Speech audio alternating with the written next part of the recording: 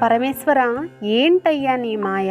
పుట్టకూడిన నక్షత్రంలో బిడ్డలు పుట్టారే అనుకో, దానికి పరిష్కారం రుద్రాభిషేకం చేసుకోమంటున్నారయ్యా.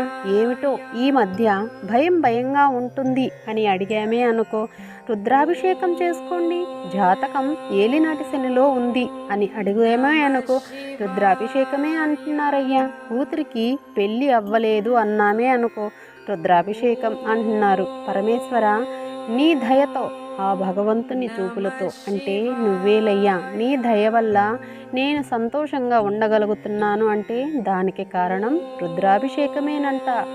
ఏది ఎలా ఉండనివ్వండి, కర్తవ్యం మాత్రం రుద్రాభిషేకం ఒక్కటే.